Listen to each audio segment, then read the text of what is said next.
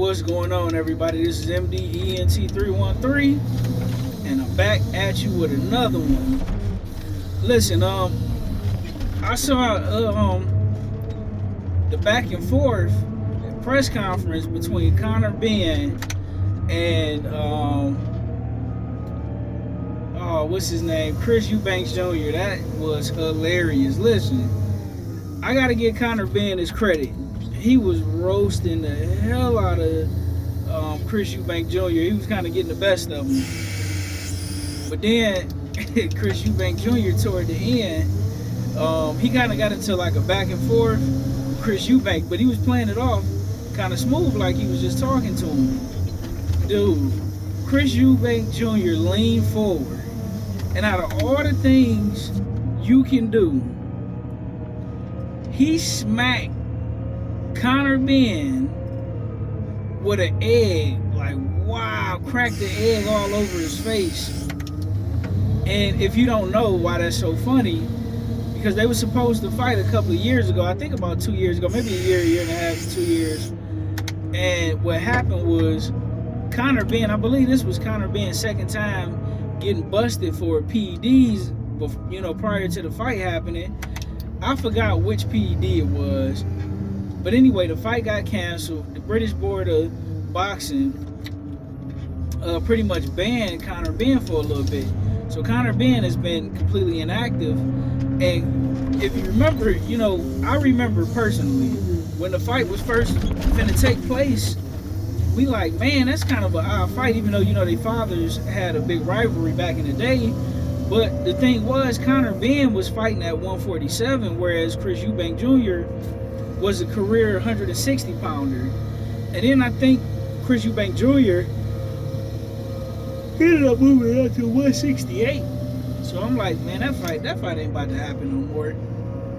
That's too much weight for Connor Benn to be jumping up, but at the same time, Connor Benn is a real big 147. Like, Connor Benn could easily, when I say easily, Connor Benn could easily be fighting at 154 for sure. So I'm like, maybe it won't be too bad of a fight. But I think Chris Eubank Jr. is more skilled. Connor Benn is extremely aggressive. He's strong. But I don't believe he's as skilled as Chris Eubank Jr. And I think Chris Eubank Jr. got enough punching power to hurt and possibly knock out Connor Benn. And I think him working with Bomac, I don't think Bomac is going to be in his corner for this particular camp. But him working with Bomac, for a fight or two, seemed like it really helped Chris Eubank Jr. out. So I'm interested to see how this whole thing play out. I can't wait to see the fight. I'm personally picking Chris Eubank Jr. to win the fight. I think he's too skilled on top of being too big, and he's much more active than Connor Benn, right? Connor Benn, quite naturally can't be active when you suspended the PEDs. And not to deviate too much from this whole situation, but speaking of PEDs, right? What I don't understand is, why is it different standards for different fighters when it comes to these PEDs, right? Canelo Alvarez, he get busted for PEDs, he gets 6 months.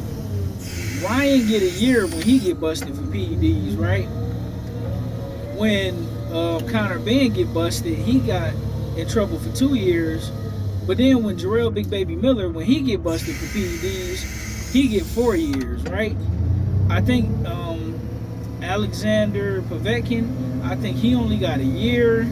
So it's kind of weird, like, there's no consistency on suspensions and punishments when it comes to performance enhancing drugs, things of that nature. I mean, I don't know if I need to do my research, I guess, but I don't know if some PEDs, they look at it as far worse than others. Because I remember, like, for an example, when David Benavidez, the second time, if I'm not mistaken, when he lost his belt, the first time he lost his WBC title at 168, he was playing with the nasal candy. And then the second time he ended up losing his belt, it was because he couldn't make weight. So I don't know if they look at recreational drugs and PEDs you know, in a completely different light. And then when it comes to PEDs themselves, depending, I don't know if they look at this PED as being a lot worse than this PED. I don't know if it's, you know, maybe if you got a combination of them in your system, or how much of it was in your system when they caught you, or how any of this stuff worked in regards to punishing, if it's all done by the sanctioning belt bodies, boxing commission, how they come up with the numbers of how they suspend people, is all beyond me, right? But the point of the matter is, Connor Benn has been suspended for 2 years. He's back now. In my humble opinion, I think he should have took a soft touch with him being a more inactive fighter. But listen, with Turki Al-Sheikh taking over the game of boxing, he's not doing things like traditional promoters, right? Where if you lose a fight, they kind of put you like in the back of the line, or you might be kind of like a forgetting fighter, or they might, how can I put it?